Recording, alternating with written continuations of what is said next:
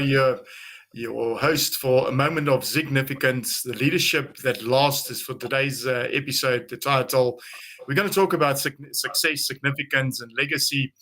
And the Significance podcast is a podcast where we uncover the stories, the struggles, and the strategies of extraordinary leaders. Leaders who understand that true success is not just about what you achieve. It's about the significance you create and a legacy you leave behind. Please help me welcome the one and only, the son of the great Zig Ziglar, the CEO of Ziglar Inc., my brother from another mother, Tom Ziglar. Welcome, Tom, to A Moment of Significance. Todd, it's so great to be here. It's so cool, halfway around the world and sharing the same airways, sharing the same values out there, making a difference. I'm honored to be here. Thanks for having me on. Fantastic, and what a privilege to have you on here on our podcast. And I'm going to just dive in and ask. I think one of the things most of our listeners would like to know, what was it like, growing up in Zig Ziglar's house, the one and only great man? Yeah, I'll tell you what it was unbelievable. I tell people, as good as he was on stage, he was even better off stage. He was personable, genuine, interested, a great listener. And he was also, this surprises people, he was a little bit of an introvert at home. So he was always reading and studying. And he got the biggest kick and satisfaction out of being with his family and his friends. Nothing was better for him than a family gathering or friends coming in and just sharing great conversation. So he walked it out. I had a friend, he said, he was talking about dad. He said, your dad walked his talk, and he was a really good talker. And that just says a lot. So, and then from the public perspective, when dad passed away, we had 12,000 Facebook posts in the comment section when we made that announcement. And there was this golden thread that came all the way through. And that was, people would say in the comment, gosh, I first heard Zig in 1987, 1994, 2008, whatever the year was. And then they would say, and I was in a room with 5,000, 10,000, 20,000 people. And then they would say, I stood in line for 2 hours to meet him. And even though we only talked for less than a minute, I felt like I was the only one in the room. Wow. So that was really Dad's gift, and people were waiting in line really to confirm that what he was saying on stage was true. And so I tell people, none of us can be Zig Ziglar on stage. We estimate he impacted 250 million people through his speeches and his books and everything. None of us can be him on stage, but all of us can be Zig Ziglar one-on-one. And so that's what I'm grateful for. Now, wherever I travel in the world, I meet friends and family I didn't know I had because they've been influenced and impacted by my father's message. Yeah, what an absolute incredible, and thanks for sharing that. So I want to, one of the questions that popped up for me is how did this shape your own path in terms of leadership and success? Yeah, so I came out of college. I played college golf, and I thought I wanted to be a professional golfer. And I started traveling. I never turned pro. But in order to pay for my golf habit, I had to get a job. So I got a job at the company right after college, working in the warehouse, and then eventually into product manufacturing. Back in the days of VHS and cassette tapes, we manufactured our own, right? We had our own little thing. And I was doing that, and then realized golf wasn't going to be it. Moved into sales and just fell in love with it. So Dad's first claim to fame was selling. That's where he did most of his training and had made his impact in the business world. And then as he grew, he moved more into personal development. So I started in sales. I loved it. I moved up into management and leadership, and then eventually became the president and CEO of the company. And so I've been on this track of just following that, this is how you do it. There's the philosophy. You can have everything in life you want if you'll just help enough other people get what they want. I was raised on it. I've seen literally tens of thousands of lives changed because of that. The testimonials that we have are unbelievable. But there was still, I started speaking about 15 years ago, and hesitantly, I didn't want to speak. That wasn't me. I mean, so that was like one of those things, are you going to be like your dad, or are you going to like go out and speak? And I'm like, no, I'm never doing that. And then I got talked into speaking, and it went great, but my stomach was in knots. It just turned, it was terrible. Then I got invited back, and I went. And the speech was great, but the whole lead up, maybe some of you watching this understand what I'm talking about, right? It's like this anxiety, worry, fear, whatever you want to call it.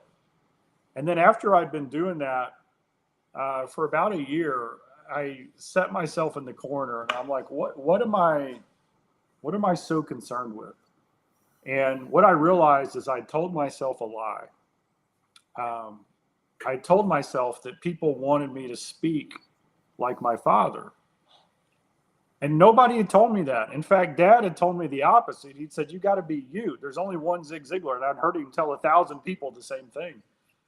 And so then I realized it was like a transformation in my mindset. I realized that what people wanted was for me to be me, the best version of me, and to carry on the philosophy, but to do it in my own style, my own personality, and as you know, Stein, I'm a pretty big nerd, and I have a dry sense of humor.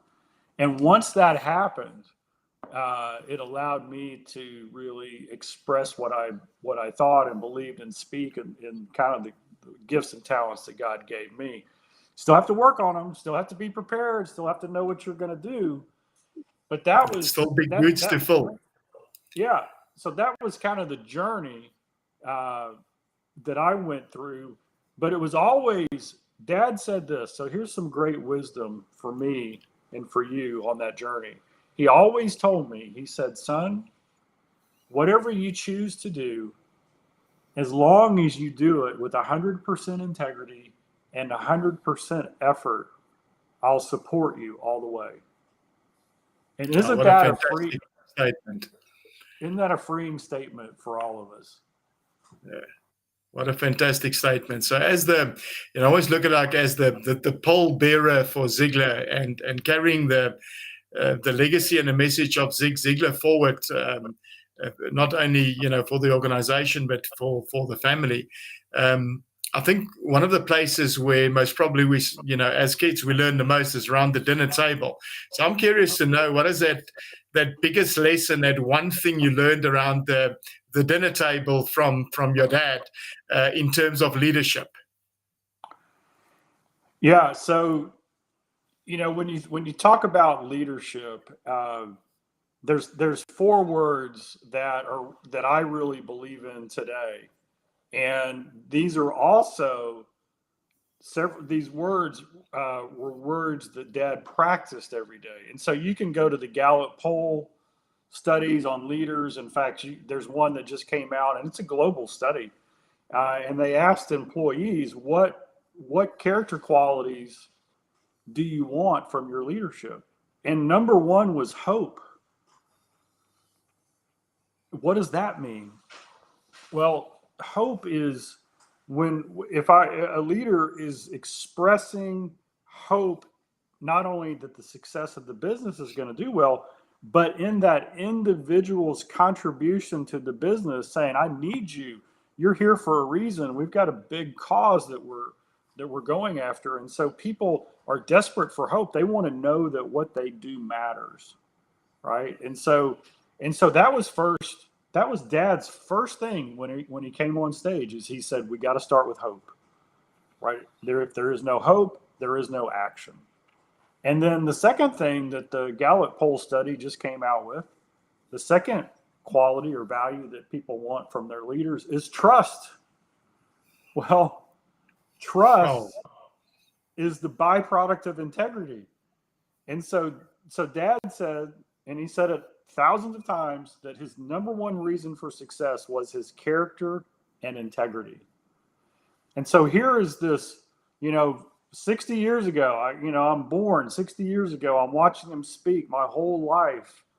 And he is always talking about hope and integrity. And integrity creates trust. And so those were the things. And as a leader, you cannot have the leadership career that you want if you're not constantly inspiring hope and building trust with your people.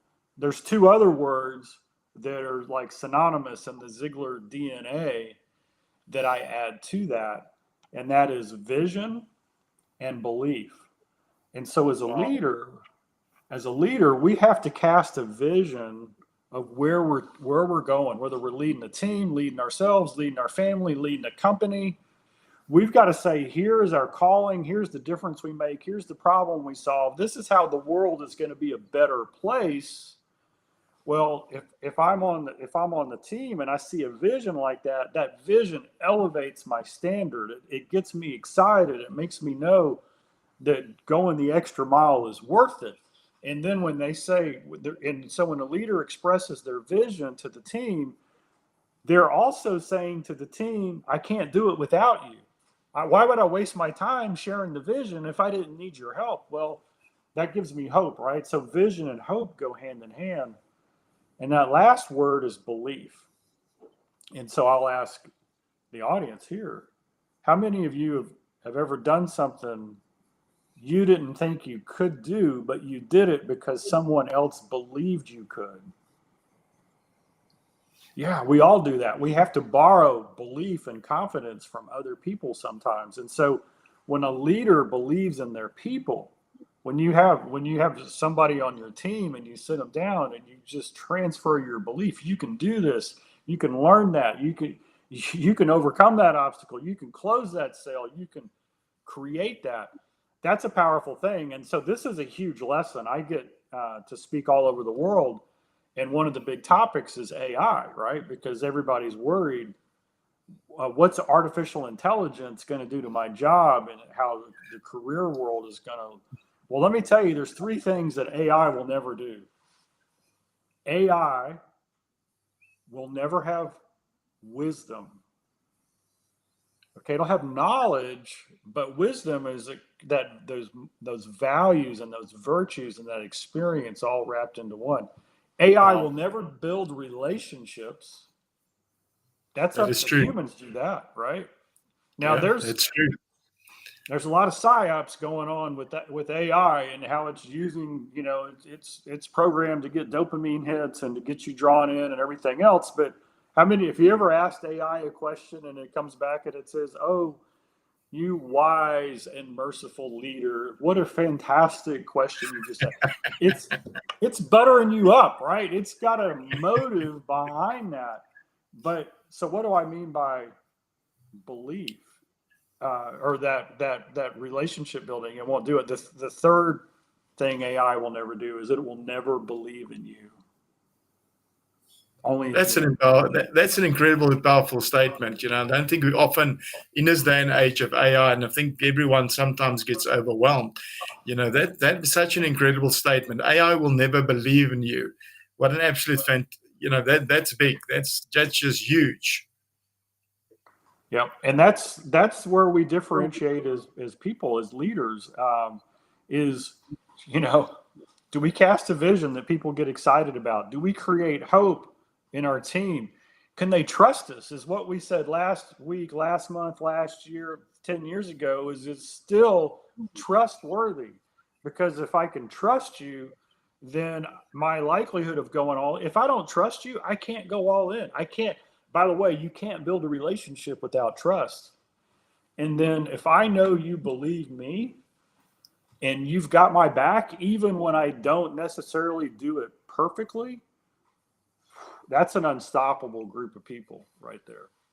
Yeah, I'm curious to know, if we can just maybe, look back a bit and take Tom Ziglar's early career to Tom Ziglar today, uh, a highly sought after speaker, an incredible leader, and an inspiring person.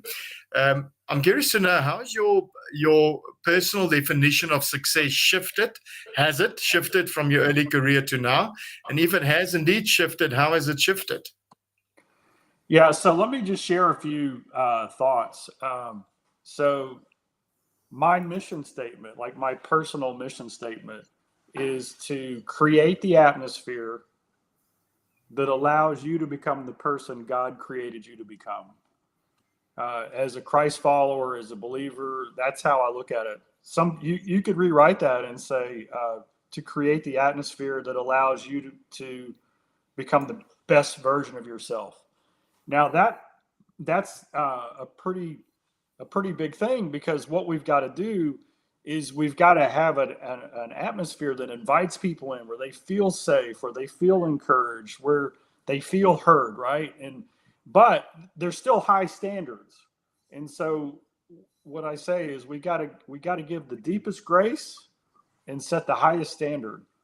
So what does that mean? It means that the grace is how we lead, but we also have this truth that we stick to. If a business didn't have high standards, it would go out of business.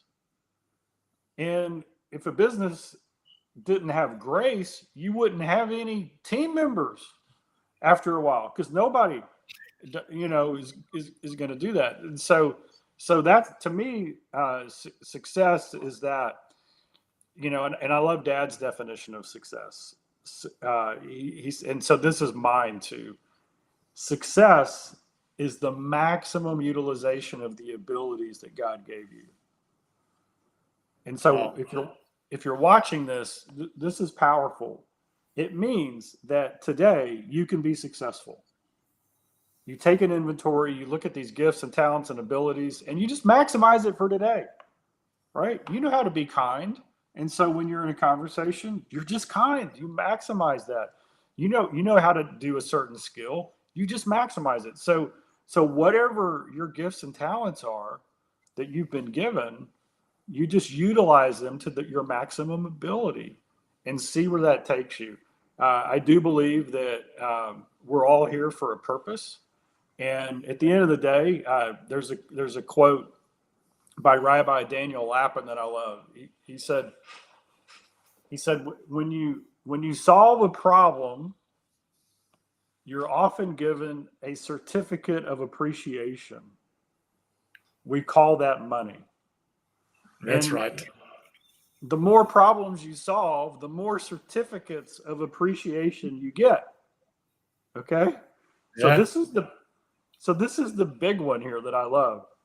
He said this: God is, and this is a rabbi, God is never happier with his children than when they're solving the problems of his other children.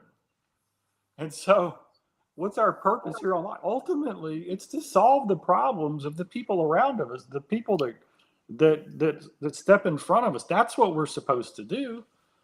And so to me, that significance is that pursuit, the maximum utilization of the gifts that God gave you to solve the problems of his children.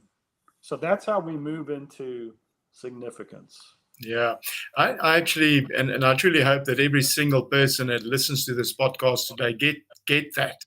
Our sole purpose on planet Earth is to help people and to help them solve their problems. This is how we fulfill not only our own journey, but also God's plan for us. And I think that's a really, really powerful message. This podcast is called The Moment of Zignificance. It's a Ziglar concept that I've learned from you, as a matter of fact.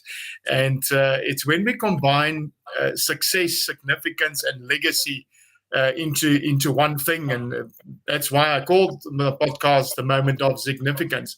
And, what would you say is the contrast between success and significance, and how leaders can shift from their personal achievement to really creating an impact? And because in my mind, leaving a legacy, I once heard you say, is what we leave in people. is what legacy is about. Inheritance, what I leave to people, but legacy, what I leave in people. And if we just weigh up success, because I believe most people are just chasing success, and it's in my own mind as if there's another layer there. I need to move from success to legacy. How do these contrast, and what is it that leaders can do today to shift from that drive or focus of personal achievement to really creating a lasting impact or a legacy?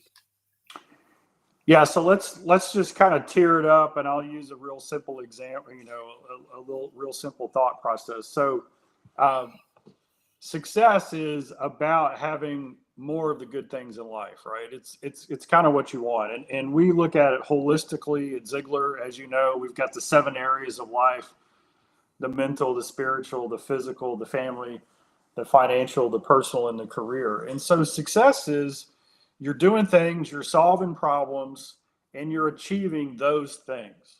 That is success, right? And you're maximizing your ability. Significance is when you realize, wait a second, I'm not in the XYZ business, I'm in the people business. And so now you start pouring into people, and significance is when you help someone else be, do, or have more than they thought possible. And so many of us have had a mentor, a leader, a manager, a parent, a coach, a teacher who was successful, but then they pulled us aside and they taught us something, or they believed in us, and we were able to grow and expand and do something we didn't think we could do. And so that is the significance zone. Okay. So we operate in that on a regular basis, right? But so success is what I get. Significance is what I help someone else get. And then legacy, and I'll use a goal setting example. Stein, if I say, hey, here's how you set a goal, and then you call me up and say, hey, I used the system, I achieved the goal, I give you a high five, right? I mean, that's awesome. And so, but then if you turn around and you teach somebody else how to set the goal, and then they achieve it, and you call me up, hey, I used this program and I taught so-and-so, and can you believe this? This happened. They achieved that. That's legacy. Okay. Because we've transferred that habit or that skill or that value that's rippling now. It's rippling out there. So Mark Batterson's the one who said, an inheritance is what you leave to someone. A legacy is what you leave in someone. And so we're in the legacy business when we're pouring in values and virtues and habits that people start to apply, and then they turn around and teach it to other people, right? And so what I say is everybody is going to leave a legacy. It's either going to be by design or by accident. It's going to be by choice or by chance. So leave a legacy by choice, by design. Just what do you want to equip the people with that you love? And so that's how you move into the legacy zone. And so significance is really when you shift from Dad said this. He said, let's look at money. He said, I like all the things money will buy, but I love all the things money won't buy. Right? Money will buy a bed, but not a good night's sleep. It'll buy a companion, but not a friend. Right? True. Right? It'll buy a house, but not a home. And so success, a lot of people equate with money, and so you can get stuff, but significance is that relationship piece of it. And it's in realizing that, hey, you know what? The reason I'm here is the souls that God puts in front of me. That's why I'm here. Yeah. Right. And then if I go to legacy thinking, I'm like, well, Bob Bodine, he was speaking at one of our events, and he said this. He said, what have you done with the people God put in front of you? Wow. That's a massively powerful question. Yeah. And so you've got, so that goes back to my mission statement, to create the atmosphere that allows you to become the person God created you to become, which means that I have to love you enough to bring you in and say, how's it going? Where do you want to go? What progress are you making? And if you're making choices and I know what the end result of those choices is going to be, I gotta love you enough to risk the relationship to say, look, if you keep doing that, that's not going to work out so well.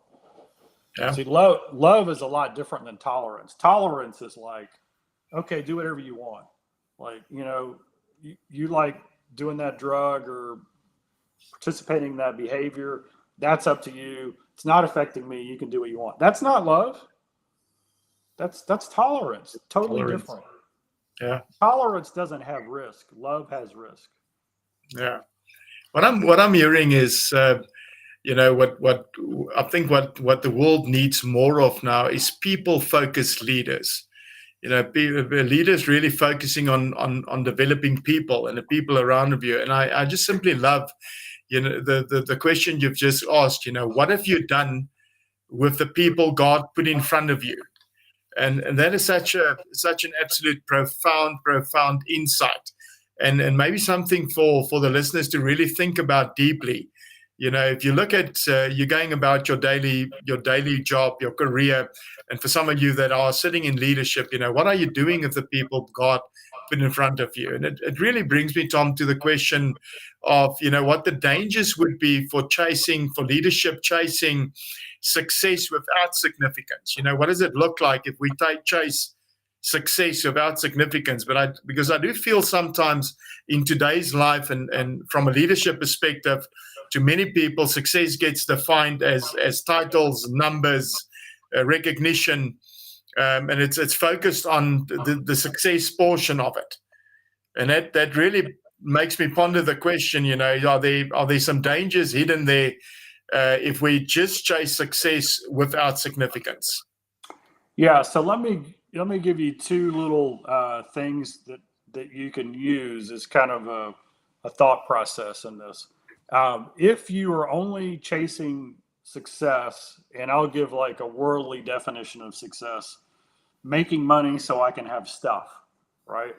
Um, then you're willing to sacrifice a lot of things. Relationships, people sacrifice their health all the time.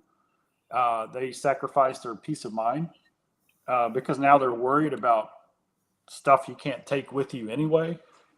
There's all these things. And so in Dad's quote, you can have everything in life you want if you'll just help enough other people get what they want. Here are the 5 questions embedded in that quote that will give you direction, that will help you be a better leader, a better parent, a better business owner, a better team member, whatever that situation is. So look at the first half of that statement. You can have everything in life you want. The first thing you got to figure out is, what do you want? Like, you got to get really clear. And then here's the big one, the second question. Why do you want that? Because if you don't attach a why that's big enough, when the obstacle comes, you're going to give up. But if the Yep. why is so powerful that there's nothing that you're backing down, then when the obstacle comes, you're like, that's okay. I'll go over it. I'll go around it. I'll go through it. I'll work harder. I'll try something different. So the first question, what do I want? Second, why do I want it? And then we go to the second half of the quote. You can have everything in life you want if you help enough other people get what they want. Yeah. Okay. So there's 3 questions there. Who are the people you're going to help? Who are they? So you can't get what you want unless you help people get what they want. So who are you going to help? So you got to get really clear. And then you got to ask them the 4th question. Well, what do those people want? And you get really clear on what they want. And then the 5th question is, how are you going to help them? Right? How are you going to help them? And then we have the 5 steps in the intentional coaching conversation. When I'm coaching somebody, a direct report, somebody on my team, step 1 is lay the foundation. I got to find out what they want. Stein, what does success look like to you? Yeah. You've been here 5 years or 5 days. At the end of the year, what does success look like to you? And I keep drilling into that. So now I get an understanding of what success means to you. Then the second question, if you achieve that success, why is that important? Yeah. And then you say, well, I get to pay off my debt. I get to provide college education for my kids. I get, whatever that is. Then the third question is, what can you demonstrate in your attitude, effort, or skill that would make you more effective in your job role? Yeah. So you can, because I want to help you get that. Is that okay if I help you get that? And so I ask you, what attitude could you demonstrate? What effort could you do? What skill could you grow? So you start defining that. And then the fourth question is, those are really good things, Stein. Is it okay if we co-create a plan where you develop those attitudes, efforts, and skills so that I can help you get what you want? Yeah. And then I hold you accountable to that. Hold you accountable. Such a big thing. Hold you at step 5 is accountability. So we co-create the plan. That's step 4. Step 5 is accountability. But notice that as a leader, I don't really know how to motivate or inspire you. And guess what? I really can't. Right? That's intrinsic. I can inspire with a carrot or a stick short term, but I don't want to be the motivational engine of my business. I want people to walk in motivated in their own way to do a great job because they're going to get the dream house. They're going to travel on that vacation. They're going to give to a ministry. They're going to create security, whatever it is that's compelling them. I want them to, that's what motivates them. And if they have a dream house they want to build, I want to help them build it. How do they get there? Well, dreams take time and money. So the better they do at their work, the faster they get that dream, right? Because if somebody is contributing to whatever role they have in the business, the more I get to pay them. One of the things I've learned over the years, and unfortunately, it does seem like a lot of leaders today still hang on to the carrot and stick approach. And what I found is that from my own personal perspective, the carrot is always too small and the stick is simply too big. We have to start seeing the people. And, one of the things I've learned, again, from you is that people don't care how much you know until they know how much you care for them. So unless we really as leaders step up and become people-focused leaders and get focused on significance rather than just success, it seems like we'll always be mediocre leaders. So it really brings me to one of the profound questions I want to ask you is, how does a leader know that he's moved from success to significance? Ooh. Man, that's a great reflection. I think a definition there is when you just automatically know that this Zig Ziglar quote, you don't build a business, you build people, and people build the business. And so you have moved into the significance business when you're building people, right? Absolutely. Right. Absolutely. That's when you know that you're there. When your heart is focused on helping that individual grow and achieve their own goals and dreams in the process, and by doing that, by helping them grow to be more effective, the business is going to thrive. But if you're in the widget business and somebody's production goes down, let's replace them, right? And today we've got so many challenges. Disengagement is everywhere, but it's because why are they disengaged? Like we were talking earlier, they don't trust their leadership. They don't see a vision, and they don't have hope. Yeah. Right. If I have hope, I love the vision of the company, if my leader believes in me and I can trust them, my chances of being engaged go through the roof. Now, you can still have those things and people can be temporarily disengaged. Why? Because there's something going on in their life. They could be going through a physical issue, a marriage or relationship problem at home, financial stress that's outside of what they're doing. All of these things can make somebody pull back. But if I'm a leader and I know each team, like for everybody listening to this, write down the people on your team and just write down what you think success means to them and why that's important. And do you know for sure? Have you asked them? You That's an figure that incredible out. exercise to do, actually. I actually want to employ everyone to do that. Write down the people on your team and check what does success mean to you, and are you supporting it? Yeah. Yeah. Absolutely fantastic. I want to dive in a bit in more of a practical sense. One of the greatest books I've read is a book authored by you called Choose to Win. Really, really incredible read and powerful working manual almost for me. And second to that book, I think that your dad and yourself wrote Born to Win. Now, if we take that in consideration, what I want to ask is, your philosophy on Born to Win and Choose to Win in a context of modern leadership. How does that fit in? Because Choose to Win is such an incredible journey of personal development and really, swapping your bad habits for good habits and the process that lies behind it, and such an incredible read. But from a leadership perspective, how does it fit into that kind of context in a modern day leadership? Yeah, and I like the way you say modern day leadership because the reason wisdom is it's timeless. It worked, 1,000 years ago, 2,000 years ago, 2 weeks ago, right? It's that. Yeah. So in the book, Born to Win, there's like the kind of like the anchor quote is Dad said, "You are born to win. But in order to be the winner you were born to be, you must plan to win and prepare to win, and then and only then can you expect to win."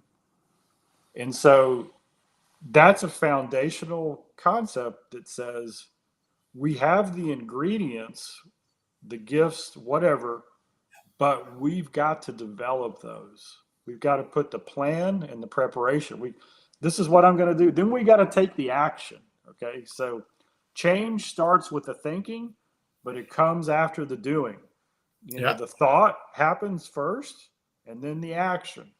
And so if you look at the transformational process, is people want to transform from the person they are today into this new identity. And so as you're watching this, what's the identity you want? The way I look at that is I want to wake up and I just want to automatically be the person that does certain things that bears a certain fruit. Like I don't want to have to think about it, agonize over it. I just want to do the things that bear this fruit, right? That means that I've transformed into that new identity. And people want to do it with speed. I mean, nobody wants the slow way, the hard way, the painful way. Everybody wants the fast and smooth way. So I can tell you there is a faster way and a smoother way, but it involves work. I mean, the work is going to be there, right? Yeah. And so how do you create that thing? Well, and Choose to Win, it starts with a choice. And so up front, you say, the identity I choose is this. And so I choose it. Okay, so now what? I've got to take action. Action, action, action, action that moves me closer to that identity.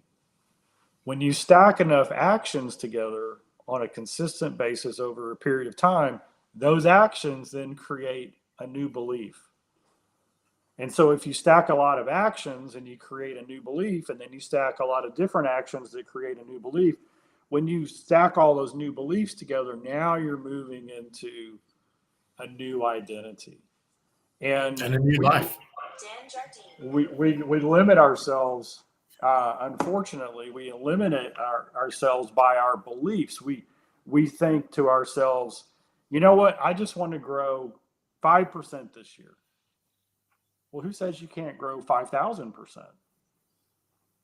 And it's interesting when you say, I want to grow 5,000%. I want to, instead of getting 10 new clients this year, I want to get, 200 new clients this year. You start thinking differently.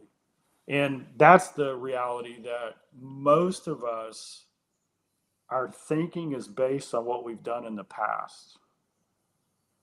Yeah. And so if we think about what we've done in the past, then our future is going to be determined by what we've done in the past.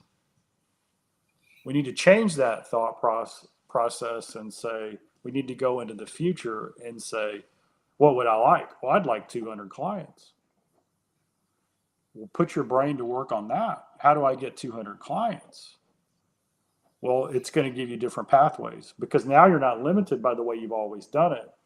You now are looking into what's possible and the different ways to do it.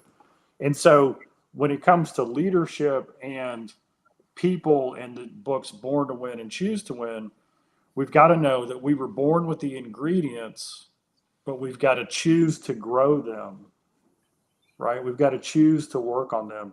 So the number one lesson I got from Dad, which I talk about in Choose to Win, the number one thing we can do is choose our input. Choose Absolutely. what we put into our mind. And when we choose that, it starts to change our thinking. So what we read, listen to, who we associate with. So I don't know if I gave that wasn't a concise answer, but that's the truth. Fantastic, right? a fantastic answer, Tom. Here's what I'm hearing. And I truly believe in this, that we have to be super intentional. To be super intentional, we have to decide what it is we want and be intentional about getting it.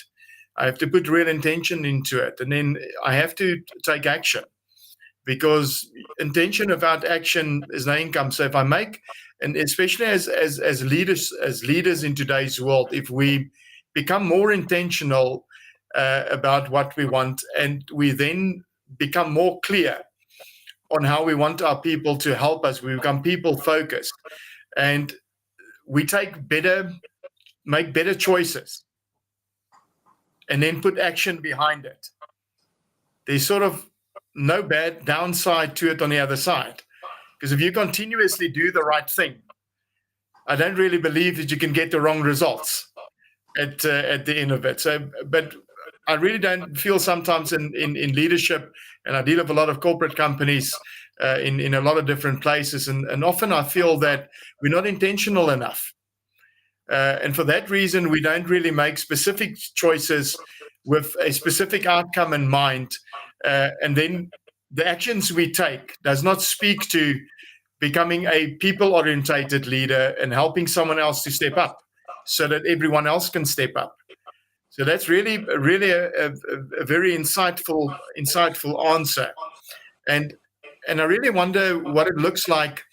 If we were to talk about practical tools leaders can apply today, I want people to really leave this podcast when we wrap up just now, and with a practical tool in hand. What is significant, if I may use the word significant, leadership look like in action, in a business, in a family, perhaps, in a community, perhaps, because I believe leadership is not only limited to the workplace. We have leadership in our homes, we have leadership in our communities, and then we have leadership in business. So what does what does significant leadership look like in all those areas? Yeah, this is a story from way back. When I was in college, it was during the summer, and I was working on my golf, and I was taking lessons, and I was playing in tournaments. And my father, he came to me and he said, "Hey, I need your help. Your mother and I are going to Australia in about 6 weeks. We're going to be gone 3 weeks. You'll be home from school, and I need you to take care of the house. We're going to be in Australia for 3 weeks." So I immediately put the hard sell on him. And I said, Dad, Australia is far away. The people in Australia are very mean and dangerous. Your bags are very heavy. You need a young, strong, 20-year-old to come and protect you and carry your bags. I was right. I was I was making the sale, right? I wanted to go. I didn't want to take care of the house. It's I a wanted to go hard to sell. Australia. And so he could have told me no, and he could have told me why, and he'd have been all right. But this is what he said. He said, son, is your goal still to be a professional golfer? And I said, yes, sir. And he said, okay. And you and I have talked about it, but you have a very full calendar with practice sessions. I was working with Hank Haney at that time. You've got tournaments to play during the summer. This is the time where you really got to make progress. I said, yeah, I do. And he said, well, if you go to Australia, that's all going to be canceled. So let me ask you, would going to Australia, would that take you closer to or further from your goal of being a professional golfer? Oh, it was a ninja move. I mean, it was because he had just asked me a question that made me own what it is I really wanted. Yep. And I said, well, Dad, it would take me further from, because that's the truth. That's the truth. So how can we be how can we wrap up success, significance, and legacy into significance and maximize that in our daily life? And that is, we get extremely clear on what our why, our purpose, our calling is. And we might have, a physical health goal, a relationship goal, a business goal. We can have multiple things. And then during the day, we can look at our intentional calendar and what we do, and we can start asking ourselves, will doing this move me closer to my goal?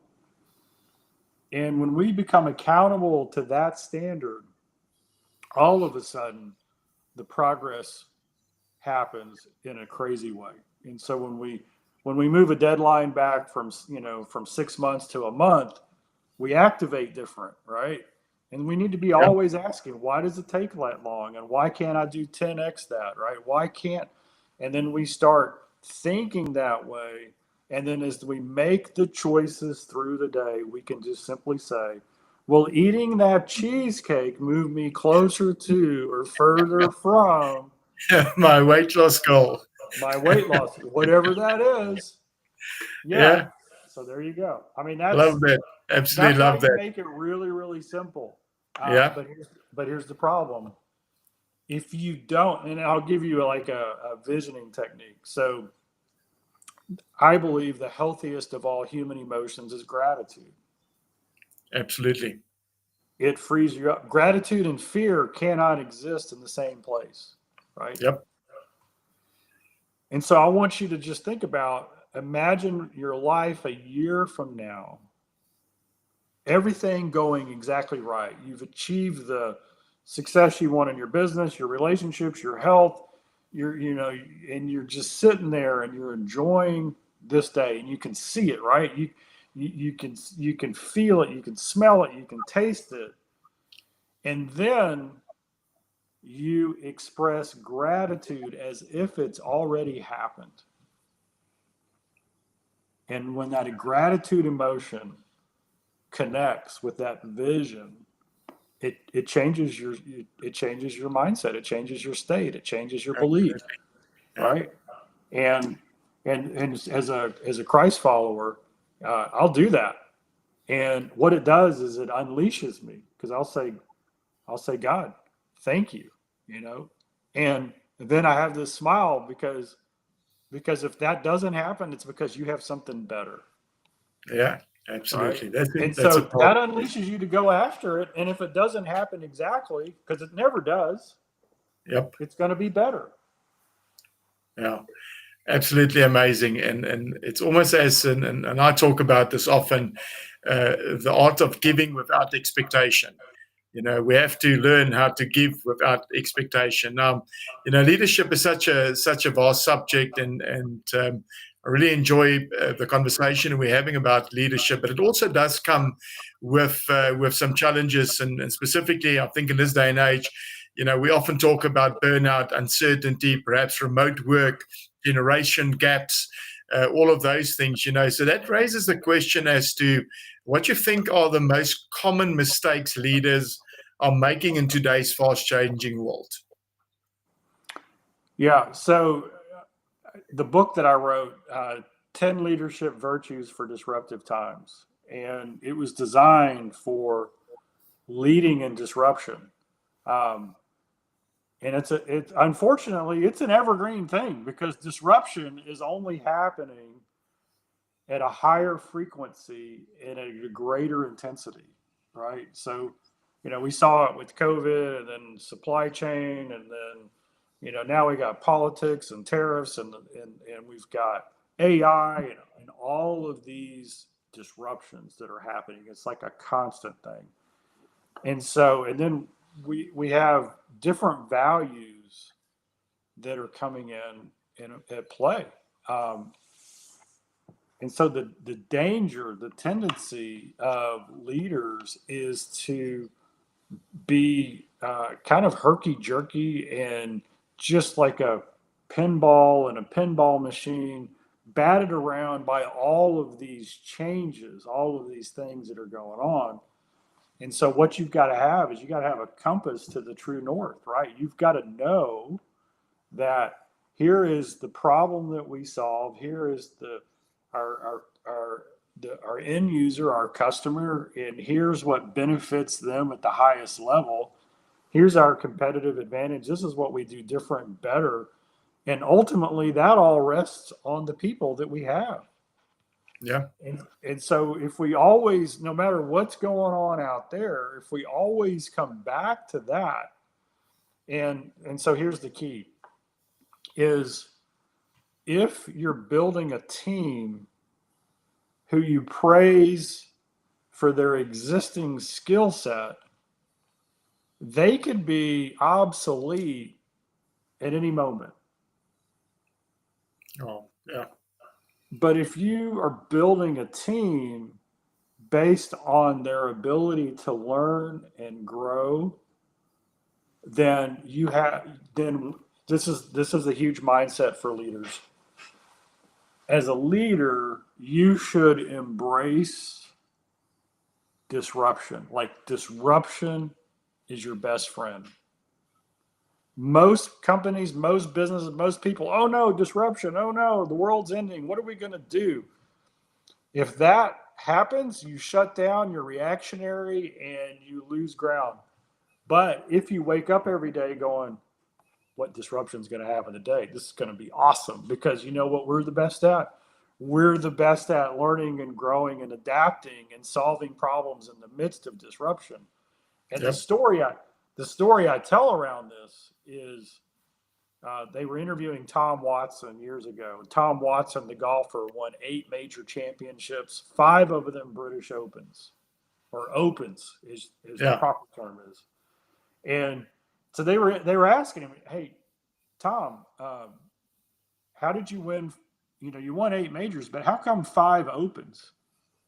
And he said, I won 5 Opens because of the weather.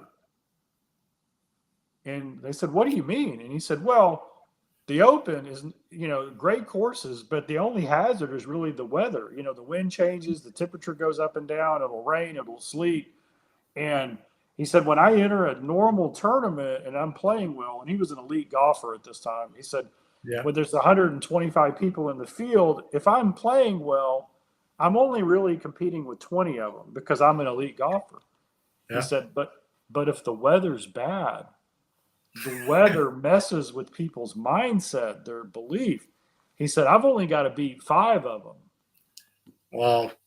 And they said, well, how do you prepare for the Open? And he said, I pray for rain. Oh, wow. Yeah. Yeah. So And so that is the thing, is we need to know that not only is disruption here, but it's coming at a higher intensity and a higher frequency. We have to So embrace it. what if we build our team around this foundation that our greatest advantage is us and our ability to adapt and to grow and to learn and to lean into the disruption to solve the problems of the people we serve even better because of the disruption, then we don't get distracted. Oh, true. Oh, that's incredible. So here's a trick question. If your dad was alive today and we had him on this podcast, and we were to ask him what advice he'd be giving to leaders in 2025, what do you think would his message be? It would be a message of hope. It would just be full on hope and encouragement. So when I was a little boy, I said, "Dad, what do we do?" And he said, "Son, we sell hope and encouragement." Oh, okay. And so he would give a message of hope and encouragement, and then he would say, "This is how you build it, right? This is how you create it." As leaders, our team is going to take direction from us, what we say and what we don't say. And we can, it's interesting because we can go through great times and not have hope, and we can go through terrible times and have incredible hope. True. But we might as well have hope. We might as well know, right? We lean in, we do all we can do, we embrace the disruption. So I think ultimately that's what he would lead with, because here's the principle behind it, right? So we got to have hope. Well, hope is not a strategy. But if you don't have hope, you won't even try. That's so true. So hope inspires the action, and the action is what changes the result. So we start with hope so that we will take action, so we'll get a result. Yeah, fantastic. Before we wrap up, and we're almost at the end of this podcast and almost time to wrap up, but I can't help myself. I have to do some quick fire questions, so I'm just going to pop a quick fire question, one liner answer type of thing. Let's call it a lightning round, guys. What's the one Ziglar principle you believe the world needs more than ever right now? I love what you feed your mind determines your appetite. There you go. A mindset habit you can practice daily to keep you aligned with significance. Yeah, that's it. And here's why. And we see it is the media, the social media, everything. It's gamified. It's structured to create intentional biases in people, to move people into certain belief sets that they can both monetize and exert control over, right? You see it every day. We're in the most polarized environment that I can ever remember. Yeah. And so we can take that back. We can own that. We can choose to put the right things into our mind, and that's going to determine what we eventually do. And so that's everything starts with mindset, right? Yeah, absolutely. I'm going to wrap this up. It is absolutely a pleasure and a privilege. It's really a profound privilege to have the one and only Mr. Tom Ziglar on our podcast today. Remember, guys, this is your Moment of Significance podcast. This is where we speak to leaders, the stories, the challenges, the triumphs, what does significance look like, the combination of success, significance, and legacy. And yes, what I've taken from today's podcast, is we have to be intentional. We have to choose what we feed our minds. And here's the most profound question that I want you to take into the next week with you is, what will you be doing with the people that God has put in front of you? As a leader in your community, in your business, in your family, what will you be doing with the people God put in front of you? I'm going to close this podcast off, guys, and say, we're going to see you next Friday at a Moment of Significance. And I'm going to ask Tom for one final message to our listeners, our leaders, listening today. And I'm going to ask Tom to close the podcast off for us with one final nugget of gold for our leadership out there and for our listeners that have spent their time listening to us this afternoon. I love you all. I appreciate you all. And I'll see you on the other side. I'm going to hand it over to Mr. Tom Ziglar. Yeah, I believe in you. You were created for a purpose. And there are people who are only going to hear your voice.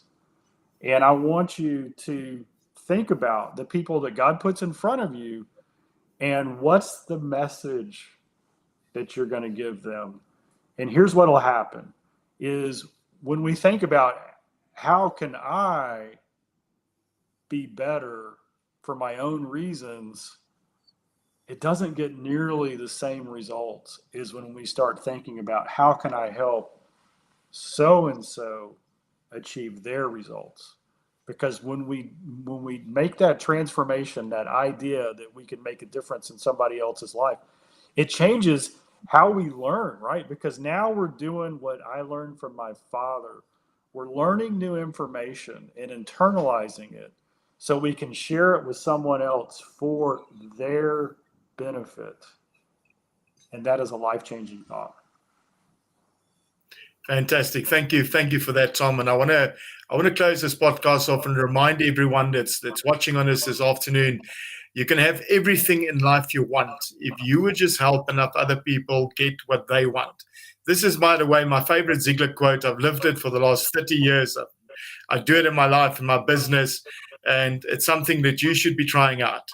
I'll see you next time on A Moment of Significance. Have an absolutely fantastic weekend.